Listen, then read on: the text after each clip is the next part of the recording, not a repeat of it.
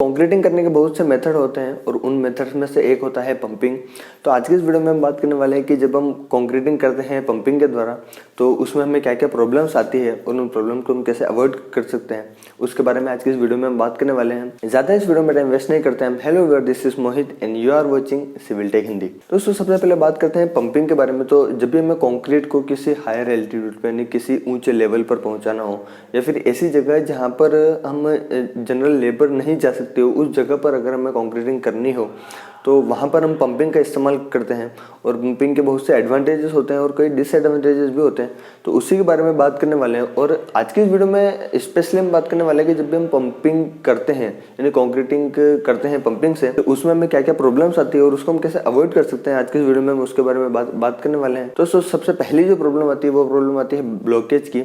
यानी पंप जो है हमारा पाइप जो है वो कभी कभी ब्लॉकेज हो जाता है ड्यू टू हम कभी उसका मेंटेनेंस सही से नहीं रख पाते हैं या फिर कोई बड़े साइज के जो एग्रीगेट है वो उसमें आ जाते हैं, कभी पार्टिकल्स आके अटक जाते हैं या फिर उसमें बेंड हो, कोई तीखे उसमें कर्व हो, उसकी वजह से कभी कभी हमें ब्लॉकेज की समस्याएं जो देखने को मिलती है। प्रॉपर उसकी क्लीनिंग या फिर प्रॉपर उसका अगर मेंटेनेंस नहीं रखते हैं तो ऐसे में ब्लॉकेज की प्रॉब्लम्स वहाँ पर देखने को मिलती है। दूसरी जो प्रॉब्लम आती है जब हम कंक्रीटिंग करते हैं पंपिंग से, तो वो आती है सेग्रेशन की प्रॉब्लम। और सेग्रेशन के बारे में मैंने काफ़ी बार बताया और आप जानते होंगे सेग्रेशन के बारे में।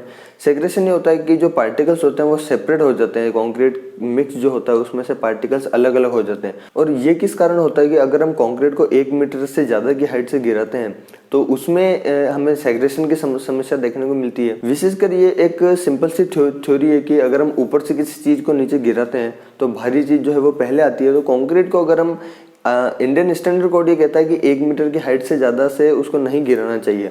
तो अगर हम उसको 1 मीटर की हाइट से ज़्यादा से गिराते हैं तो उसमें जो हेवी पार्टिकल्स होते हैं वो नीचे बैठ जाते हैं और कंक्रीट में नीचे नीचे वॉइड्स रह जाते हैं। फिर उसमें हनीकॉम्ब जैसा स्ट्रक्चर बनता है, कहीं खाली जगह रह जाती है, वॉइड्स रह जाते हैं।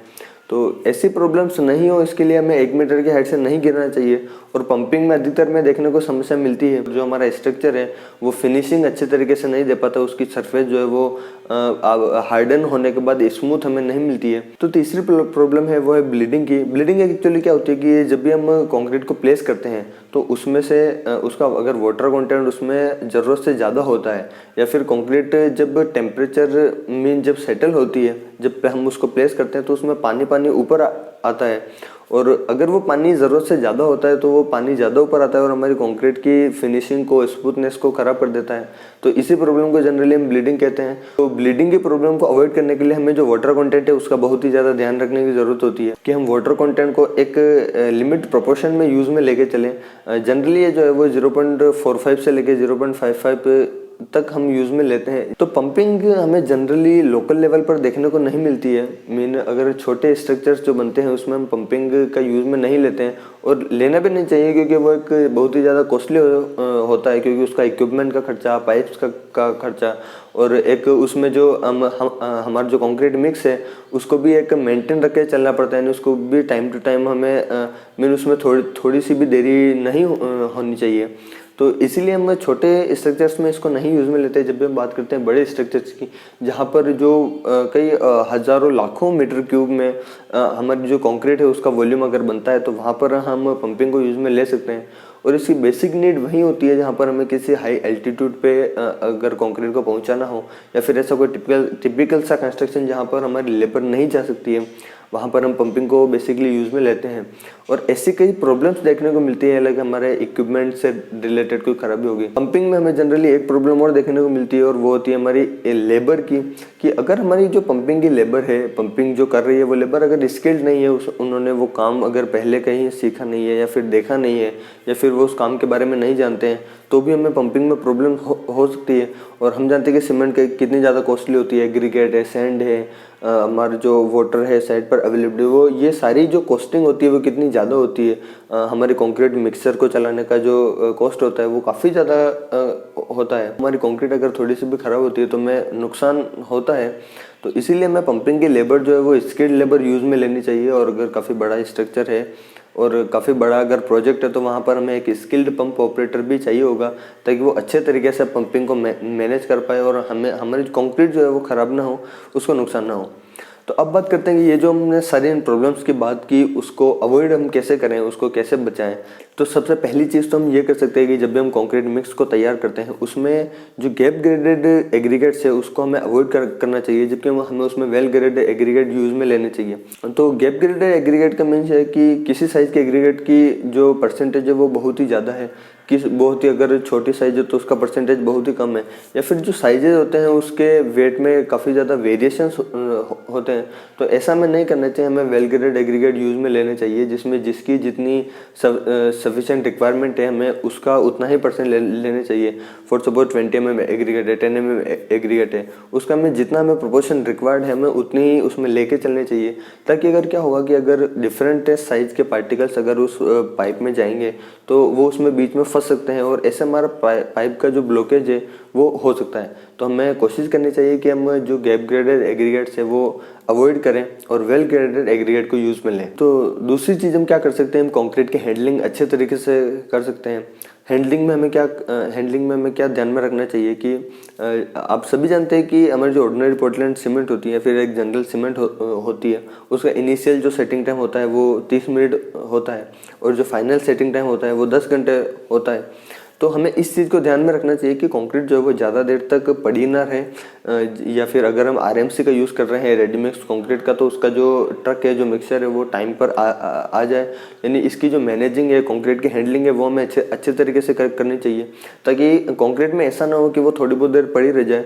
तो अगर वहाँ पर हॉट वेदर होगा तो जो उसमें से जो वाटर कंटेंट है वो इवेपोरेट होगा और हमारे कंक्रीट मिक्स में जो वाटर सीमेंट रेशियो है वो बिगड़ सकता है। तो तीसरी चीज़ हम क्या कर सकते हैं, हम लेबर स्किल्स के बारे में ध्यान रख सकते हैं। जैसे कि मैंने पहले बताया कि एक स्किल पंप ऑपरेटर अगर ज़रूरत हो तो हमें वहाँ पर भी रखना चाहिए। अगर कोई ज़्यादा बड़ा प्रोजेक्ट है तो हमें लेबर जो है वो स्किल रखनी चाहिए। तो लेबर में पंपिंग की नॉलेज अच्छी तरीके से हो, पंप्स को कैसे यूज़ करना है, पंप्स को कंक्रीटिंग कैसे करनी है, उसमें हमें पाइप्स में कैसे ध्यान रखना है, तो कहीं पर उसमें बेंड है, कहीं पर कर्व है, इसका हमें अच्छे तरीके से ध्यान रखना चाहिए। और ये सब चीज़ लेबर को पता होगी तभी हमारी जो कंक्रीटिंग है वो अच्छे तरीके से होगी, पंपिंग अच्छे तरीके से होगी। अगली चीज़ हम क्या ध्यान रख सकते हैं कि हम जो पंपिंग इक्विपमेंट जो हम यूज़ में लेते हैं, लाइक मोटर्स हो गया, लाइक पाइपलाइंस हुआ, पाइपलाइंस को लिंक करने के लिए जो टी लाते हैं, जो बेंड लाते हैं, उसका हमें अच्छे तरीके से ध्यान रखना चाहिए कि कहीं पर उसमें ब्लॉकेज नहीं हो। बेसिकली हमें पाइप के ब्लॉकेज के बारे में ध्यान रखना चाहिए। मोटर की एफिशिएंसी कितनी है, क्या वो उतनी हाइट तक कंक्रीट को पहुंचा पाएगी जितनी हाइट तक हम चाहते हैं। और एक लास्ट चीज़ हम ये कर सकते हैं कि पाइपलाइंस का जो मेंटेनेंस, यानी जो हमारे पास डिफरेंट पाइप्स है उसका हमें मेंटेनेंस अच्छे तरीके से करना चाहिए।